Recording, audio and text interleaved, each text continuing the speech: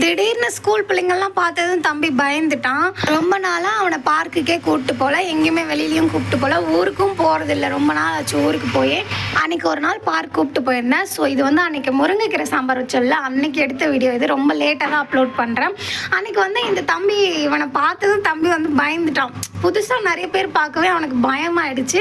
அப்புறம் அவனே அந்த குட்டி தம்பியே வந்து தம்பிக்கிட்ட வா விளையாடலாம் அப்படின்னு சொல்லிட்டு ஒரு 15 மினிட்ஸ் கிட்ட அவனை கூப்பிட்டுட்டு அவனுக்கு பேச்சு கொடுத்துட்டு அவன் விளையாடிட்டு இருந்தான்.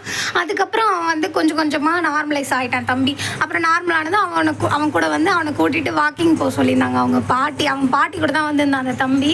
அப்புறம் அவங்க 2 பேருமே பார்க் சுற்றி வாக்கிங் போயிட்டு எல்லாத்தையும் சுற்றி எக்ஸ்ப்ளோர் பண்ணிகிட்டு இருந்தாங்க. ஸோ நான் அவங்க 2 பேரையும் கூடவே போயிட்டு வீடியோலாம் எடுத்துகிட்டு இருந்தேன்.